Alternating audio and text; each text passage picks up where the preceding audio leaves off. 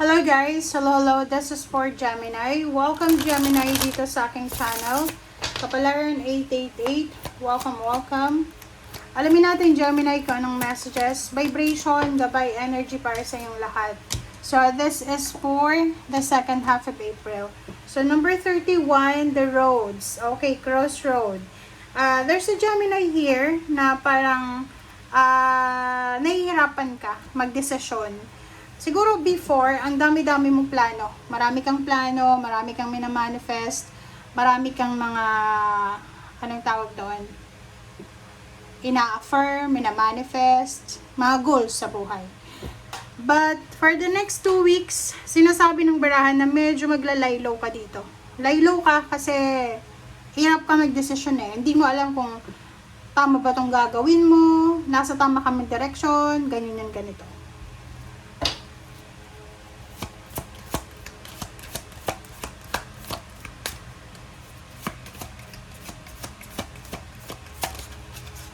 Okay, guidance. So, yun. Okay. Ang ganda ng baraha mo. Parang sinasagot niya yung first card, di ba? So, sabi ng baraha sa'yo dito na if you are looking for an alignment, okay? Kasi, eto siya, crossroad to eh. So, nasa gitna ka. Ang dami mong choices, maraming option, marami kang kailangan pagdesisyonan, pero hindi ka makapagdesisyon. So, kung hindi mo kayang magdesisyon na ikaw lamang, humingi ka ng tulong, seek guidance from someone na trusted. Kasi yung answers na hinahanap mo, nandito daw. Wait lang guys. Sorry. 'Di ba? Sabi ng baraha sa'yo dito na yung guidance or yung answer, yung solution sa crossroad na ito, nandito lang daw. Kailangan mo ng tulong.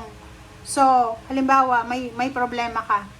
Hindi ka makapag-desisyon sa relationship mo.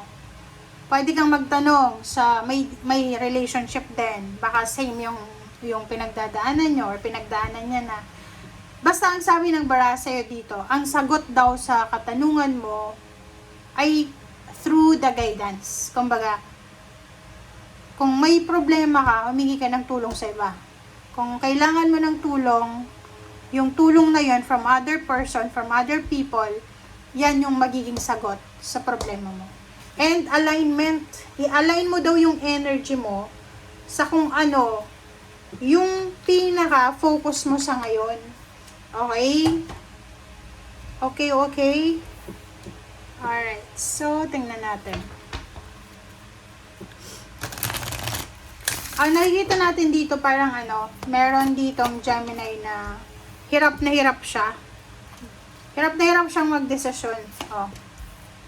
And by the end of the month, okay, sa last week ng April, posibleng isang napakabilis na balita, invitation sa isang selebrasyon ang matatanggap mo. So, you are invited sa isang selebrasyon, you're invited sa isang pagpupulong, pagtitipon, kasayahan, and celebration. Alright, so, let's check Gemini.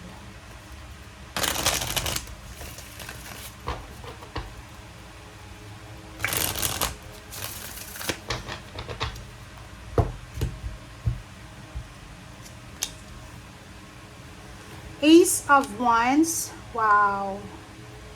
Page of Cups. Ang ganda na ito guys ng baraha mo. Okay, tingnan mo. Sinasabi ng baraha na isang exciting na offer, guidance, protection, ang posibleng darating sa'yo. Kumbaga, there's a collaboration. There's an offer of partnership and collaboration na posibleng yan ang magiging sagot sa mga pangarap mo. Eto siya, exciting siya. Maybe love life yan, maybe new job, new career, new business offer. New business offer. Partnership and collaboration. No, 'di ba? Pera. Sinasabi ng baraha sa'yo na huwag kang masyadong magpanik, huwag kang masyadong mag-alala. Lalo na kung pag-uusapan natin ay tungkol sa pera. Kasi sinasabi ng baraha na hindi ka pa wala ka pa doon sa exciting part ng buhay mo.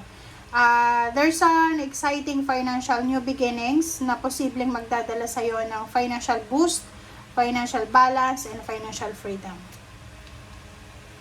Mag-iingat ka lang, Gemini. You need to be careful doon sa mga tao na alam mo na scammer. May story ng scammer, pagiging scammer.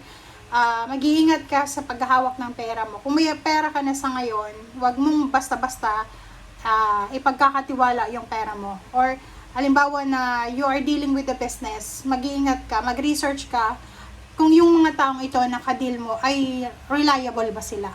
Okay? Alright. Ang ganda na ito. Ace, ace, ace. Oh. Sabi ng bara sa'yo dito, congratulations sa'yo. Congratulations sa'yo, Gemini. It's because lahat ng yan, nagagawin mo, lahat ng plano mo, lahat ng minamanifest mo, ay mangyayari yan. Okay? Lahat ng mga plano mo sa buhay, unti-unti mo siya na matutupad. So, like, basta pag halimbawa na meron ka dito na plano, tapos nawalan ka ng focus, or medyo nalungkot ka, or medyo na-disappoint ka kasi hindi natuloy, wag mo siyang isusuko. Wag mo siyang i-give up, ha. Kasi eto, sinasabi ng barahan na napakadami na information, napakadaming balita, communication, information na pwedeng magdala sa'yo ng changes. Lalo na kung tungkol sa relationship, sa pera. So, wala kang dapat na panghinayangan. Lahat ng actions mo, lahat ng movements, lahat ng decision making mo ay magiging maganda yung result niya. So, wag kang manghihinayang. Like, yung iba sa inyo dyan, kung gusto nyo mag-training, magkaroon ng additional skills or whatever, wag kang manghihinayang. Go lang ng go. Okay? I-go mo lang yan. Wag kang manghihinayang sa panahon, sa pera, or sa whatever man. Isipin mo na mayroon yan na kapalit na tagumpay. Okay? And the last three cards natin dito, sinasabi ng barahan na aside from the parang blessings na darating sa'yo or fulfillment of your wishes and dreams or goals, meron din dito na iba na Gemini na posibleng stepping stone diba? Isang Gemini na posibleng magte-take siya ng risk. Okay? Magte-take siya ng risk na makipag-collaborate or communicate with, partnership to hindi communication lang partnership and collaboration sa isang politiko, sa isang maimpluwensyang tao sa mundo.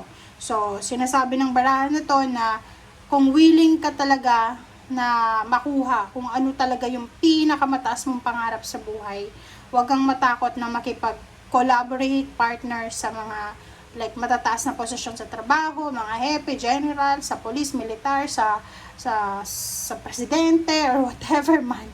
Okay? Thank you guys. Bye!